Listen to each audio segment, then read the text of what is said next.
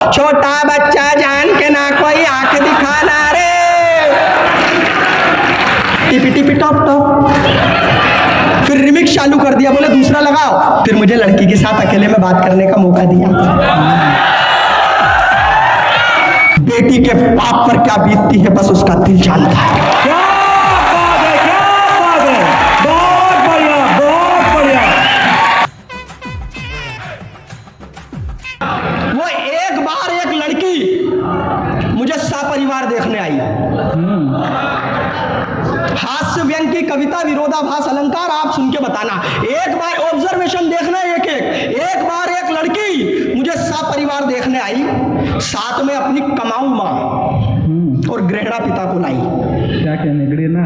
हाँ, वो देखने आए मुझे। लड़की वाले मेरे पिताजी ने कहा कि जी ये रहा हमारा लड़का, देख लीजिए। उन्होंने मुझे ऊपर से नीचे तक देखा दो बार, और फिर बोले कि हमने तो देख लिया, अब किसी अच्छे से डॉक्टर को दिखाओ।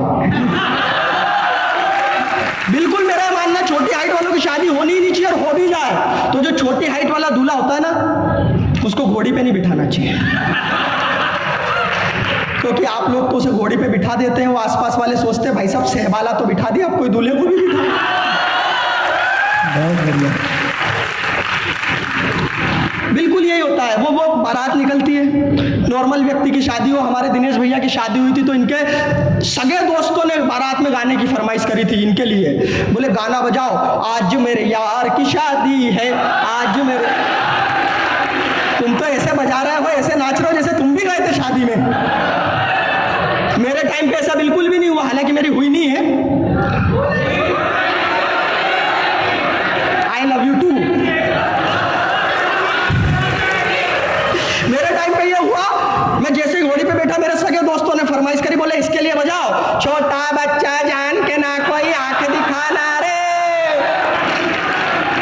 टिपी टिपी टॉप टॉप। फिर रिमिक्स चालू कर दिया, बोले दूसरा लगाओ, जिसका पति छोटा।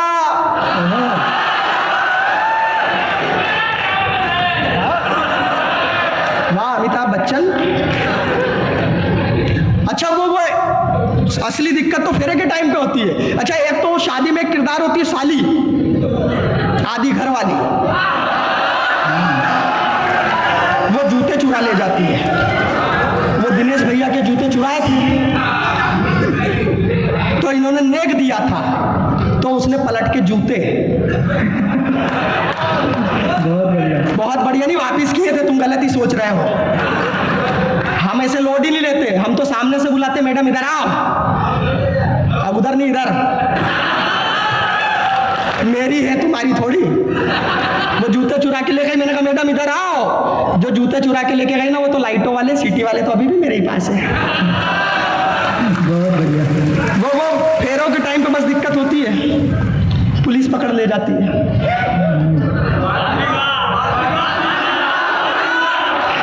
पहले बाल विवाह करवा रहे थे, पुलिस स्टेशन में शादी होती है। विदाई के टाइम पे समझ में ही नहीं आता कि विदाई करवा के ला रहे हैं या रिहाई करवा के। बहुत बढ़िया। शुभ मंगल सावधान विवाह संपन्न। असली सीन तो अब बनता है,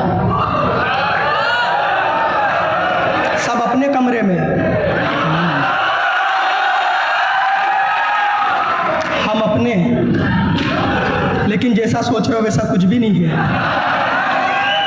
तो कुंडी ऊपर होती है।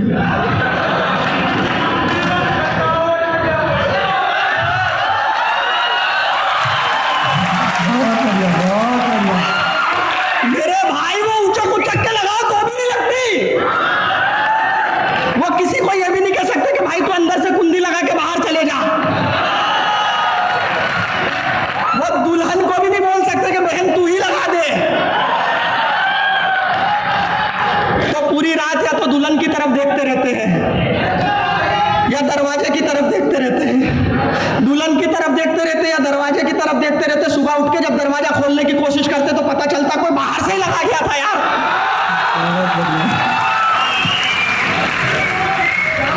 इसलिए मैंने तो कसम खा रखी है, ना तो खुद शादी करूंगा ना अपने बच्चों को करने दूंगा। बढ़िया बढ़िया। एक बार एक लड़की मुझे सपरिवार देखने आई, साथ में अपनी कमाऊ माँ और गृहणा पिता को लाई। मैं किचन में मेहमानों के लिए चाय गरमा रहा था।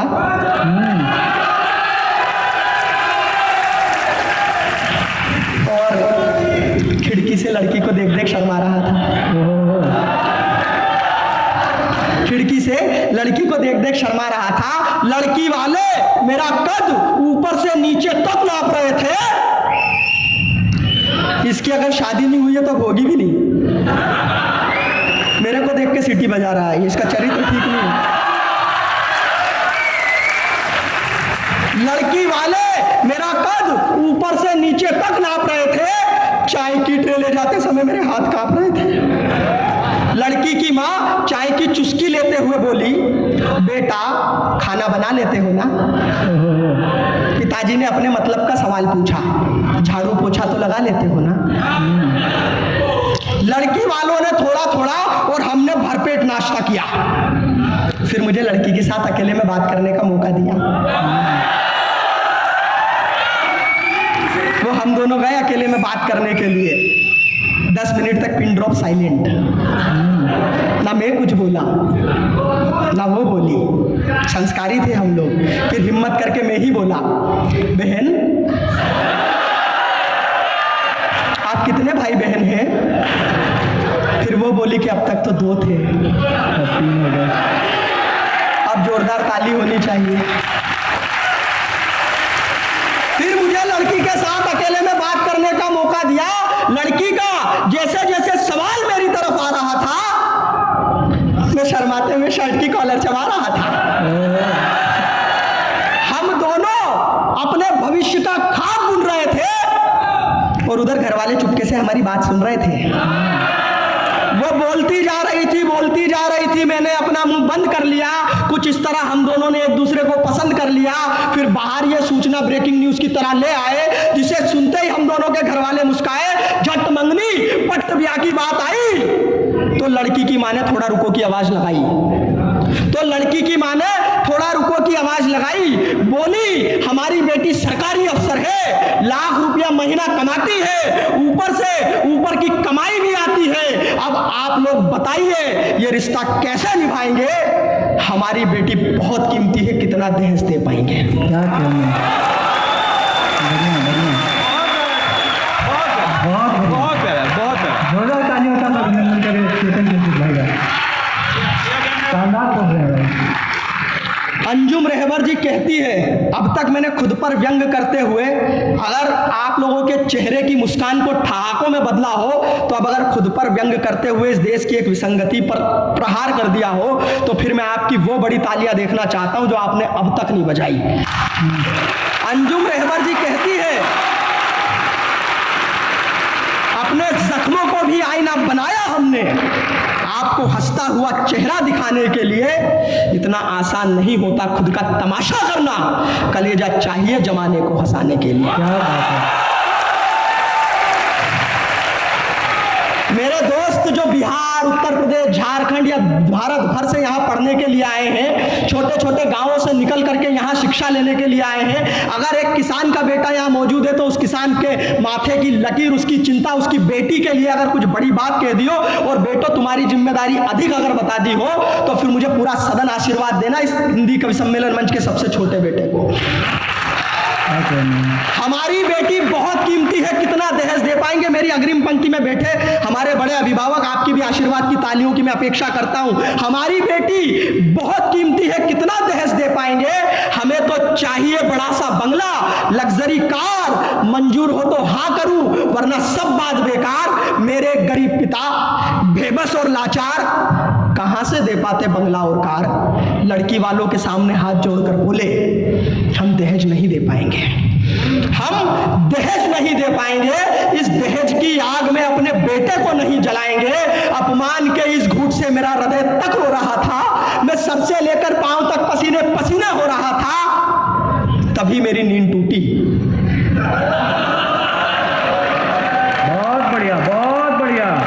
आपका ठहाका फूटा, लेकिन अगली बात अगर संवेदना में बदल दूं आपके इस ठहाके को, तो फिर मुझे वो तालियां चाहिए जिसके लिए मैंने आपसे कहा था। तभी मेरी नींद टूटी तो खुद को बिस्तर पर पाया। इस भयानक सपने ने मुझे सारी रात जगाया।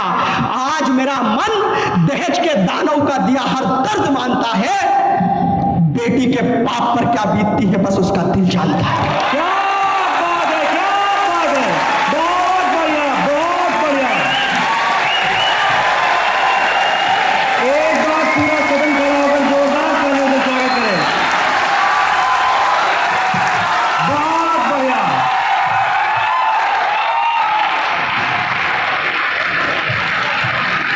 अंतिम दो पंक्ति आप खड़े खड़े ही इन तालियों के शोर के बीच में सुनिए और मुझे विदाई दीजिएगा। बेटी के बाप पर क्या बीतती है बस उसका दिल जानता है, बस उसका दिल जानता है। इस घटना के बाद यहाँ पर बैठे छात्र अगर आपके लिए भी कुछ कह दिया और एक अच्छी बात जाते जाते कह दियो तो फिर यही तालियां जरा और बड़ी कर देना। इस घटना के बाद ये बात मेरे जहन में कुछ यूं घर कर गई, सही मायने में उस रात मेरी नींद नहीं टूटी बल्कि मेरी आंखें खुल गई। बहुत बहुत धन्यवाद, बहुत बहुत आभार, बहुत शुक्रिया। तालियां बजती रहनी चाहिए।